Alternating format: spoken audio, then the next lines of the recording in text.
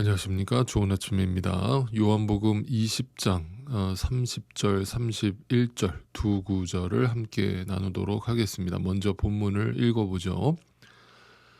예수께서는 제자들 앞에서 이 책에 기록하지 않은 다른 표징도 많이 행하셨다. 그런데 여기에 이것이나마 기록한 목적은 여러분으로 하여금 예수가 그리스도요 하나님의 아들이심을 믿게 하고 또 그렇게 믿어서 그의 이름으로 생명을 얻게 하려는 것이다. 예수님은 분명히 복음서에 기록된 기적들만 행하신 것이 아니라고 말씀하고 있죠. 많은 기적 사건을 이 땅에서 일으키셨지만 그 중에서 복음서가 몇 개의 표적만을 기록하고 있는 것은 분명한 목적과 의도를 가지고 있었다라고 밝히고 있습니다. 그 목적은 오직 그 표적을 통해서 예수가 그리스도요, 즉 구원자이심을 밝히고 그를 통해서만 생명을 얻게 된다는 이 놀라운 하나님의 비밀을 밝히고자 함이라고 말씀하고 있습니다. 자, 그렇다면 이 말씀의 의미를 다시 한번 곱씹어 보면 이런 뜻입니다. 우리가 이 복음서에 기록된 표적 사건과 그 의미만 제대로 이해하고 믿게 된다면 우리는 다 예수를 그리스도로 믿게 될 것임을 말씀하고 계시는 겁니다. 다시 말해서 이걸로 충분하다는 뜻입니다. 다시 말해서 더 이상의 다른 표적과 기적은 필요하지 않다는 뜻입니다. 자, 이것에 대해서 요한계시록은 이렇게 분명하게 선언하고 있습니다.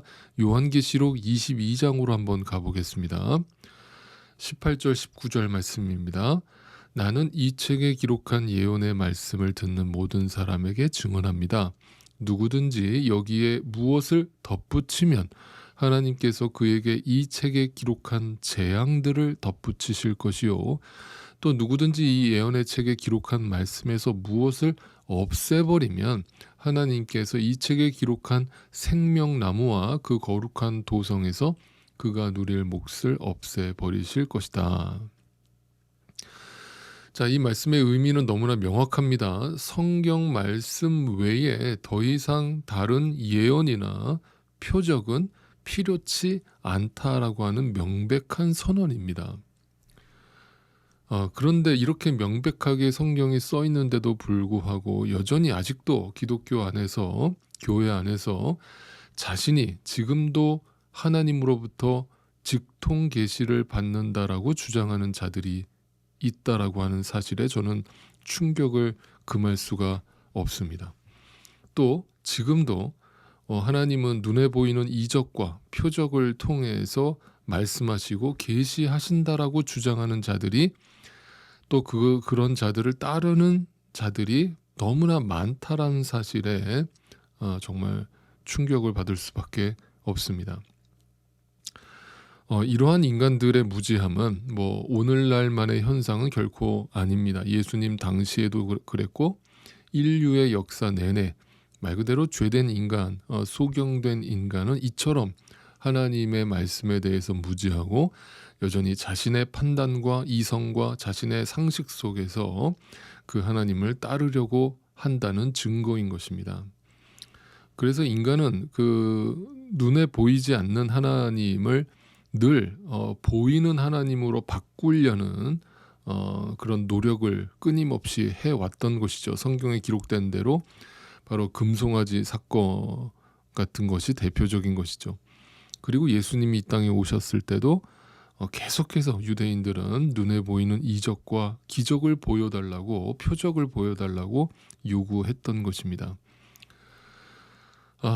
그래서 어제 의심했던 그 도마가 진정으로 예수님을 주님으로 믿게 되었을 때 예수님께서 하신 말씀처럼 앞으로 우리는 주님의 계획 속에 선물로서, 은혜로서 믿음을 부여받아 보지 않고도 믿어지게 되는 그 은혜를 우리는 누리게 될 터인데, 그것을 여전히 보지 못하는 자들은 성경 외에 다른 표적을 운운하면서 또는 성경을 어떤 인간의 논리로 설명하려는 과학적으로 접근하려는 노력을 기울이면서 지금도 또 다른 계시가 있다라고 주장하는 무리들이 있는 것입니다.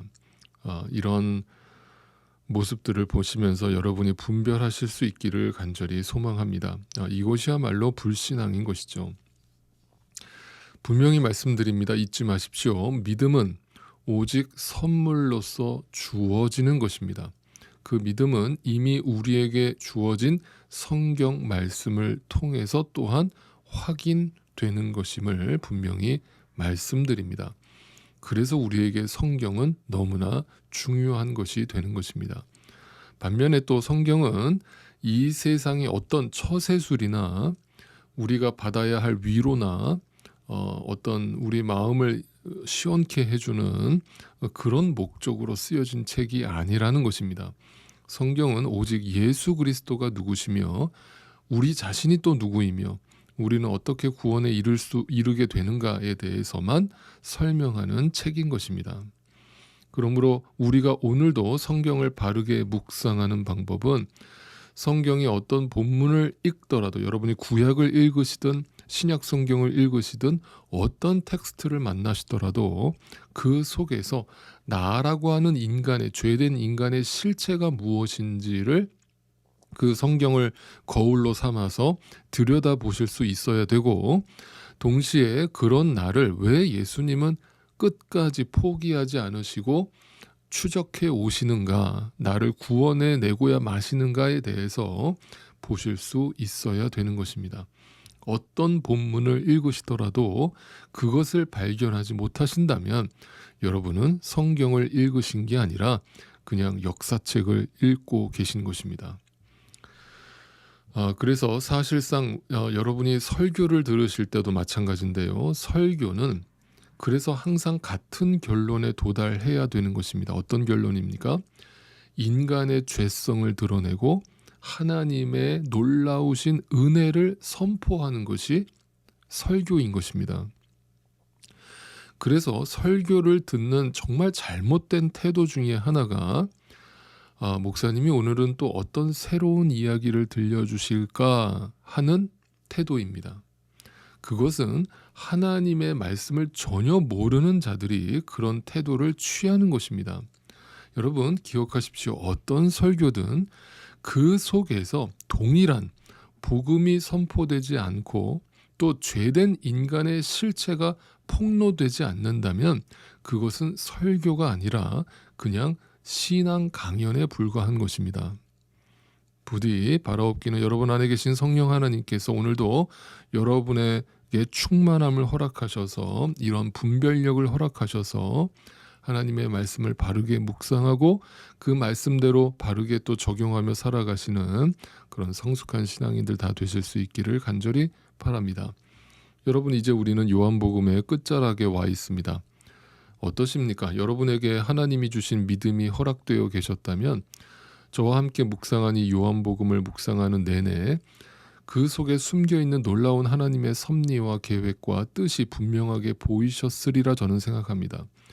그리고 우리 인간이라는 실체가 얼마나 소망이 없고 답이 없는가에 대해서도 분명하게 보셨으리라 생각합니다. 그래서 예수 그리스도가 선명하게 보였으리라 저는 생각합니다. 이토록 심령이 가난하고 병들고 죽은 의심 많은 의심밖에 없는 소경된 우리를 향한 일방적이고 불가항력적인 그 은혜의 섭리와 하나님의 경륜을 확인하셨으리라 기대합니다. 그렇다면 더 이상 눈에 보이는 어떤 체험이나 경험이 필요 없다는 사실 또한 기억하시기를 바라고 여기저기 기웃거리지 마시고 이미 알게 되고 믿게 된 이 예수 그리스도를 가장 큰 복으로 여기시고 그 복을 누리는 자답게 그 복을 누군가에게 전하며 사시면 되는 것입니다. 이미 우리가 구원에 이르기에 충분한 모든 것을 다 계시해 주신 것입니다.